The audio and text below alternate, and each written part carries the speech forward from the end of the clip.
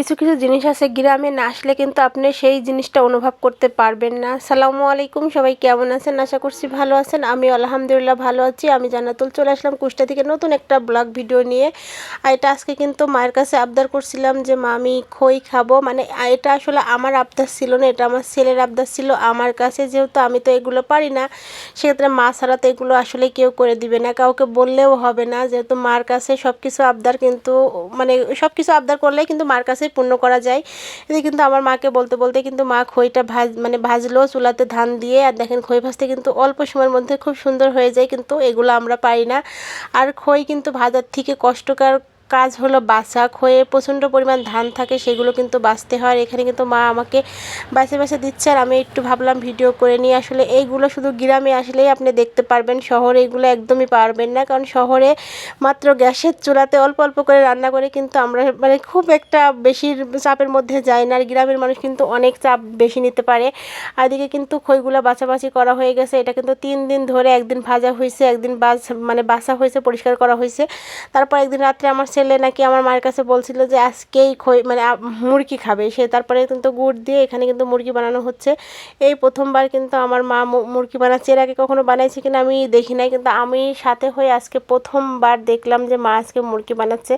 মাশাআল্লাহ অনেক বেশি ভালো হয়েছে। এটা কিন্তু কুসুরের গুড় দিয়ে, মানে আখের গুড় দিয়েই কিন্তু মুরগিটা বানানো হয়। এটা কিন্তু অনেক বেশি ভালো হয়েছে। এদিকে কিন্তু হাত দিয়ে একটু ছাড়াই ছাড়াই দিতে হচ্ছে। এদিকে মা রাত্রে, যেহেতু রাতে চুলার ওখানে বসে কিন্তু শীতের সময় চুলাতে বসতে কিন্তু অনেক বেশি ভালো লাগে। কার কার ভালো লাগে আমি জানি না, কিন্তু আমার অনেক বেশি ভালো লাগে। একবার কিন্তু বানানো হয়ে গেছে, অল্প অল্প করে বানানো হচ্ছে। এদিকে কিন্তু একবার বানানো কমপ্লিট হয়ে গেছে, তারপর দ্বিতীয়বার কিন্তু এটা দিছে।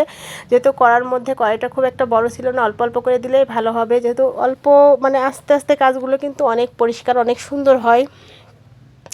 আর এখানে কিন্তু আসলে আমার ছেলে যে আমার কাছে আবদার করছিল এরকমটাও না, কিন্তু হঠাৎ একদিন মনে হচ্ছিল, যেহেতু এখানে কিন্তু কুষ্টাতে অনেক কিনতে পাওয়া যায়, কিনে কিনে খাওয়া যায়, কিন্তু বাসায় বানাই যে খাওয়ার একটা মজা সেটা কিন্তু আমরা কখনোই পাবো না। জাস্ট টাকা দিয়ে দোকান থেকে কিনে নিয়ে আসলেই তো খাওয়া হয়ে যায়, তাই না? কিন্তু এর পেছনে যে কতটা কষ্ট থাকে সেটা শুধু বাসাতে তৈরি করলেই কিন্তু বুঝতে পারবেন। আর এটা কিন্তু অনেকটা সময়ের ব্যাপার হয়। আর এখানে কিন্তু বানানোর সময় কিন্তু অনেকটা ধান দিয়ে ভাজা হয়েছে, তারপরে কিন্তু রাত জেগে বাছা হয়েছে।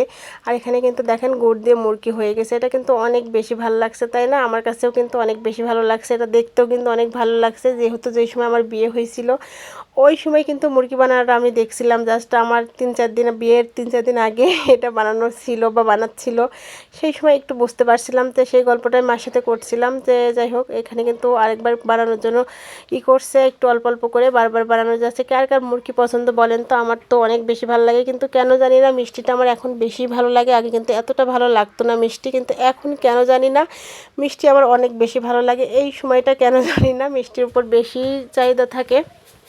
কার কার মুরগি পছন্দ বলেন তো? আমার তো অনেক বেশি ভালো লাগে। কিন্তু আমার মা গল্প করছিল মুরগি দিয়ে নাকি দই দিয়ে চিড়ে দিয়ে নাকি অনেক বেশি ভালো লাগে, কিন্তু এর আগে কখনো মুরগি দিয়ে চিড়ে দিয়ে দই খাওয়া হয় নাই।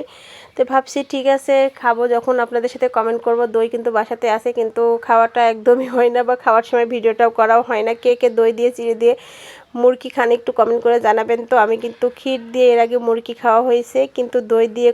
যাই হোক, সবাই ভালো থাকবেন, সুস্থ থাকবেন। আবার নতুন একটা ভিডিও নিয়ে চলে আসবো আপনাদের মাঝে। আসসালামু আলাইকুম।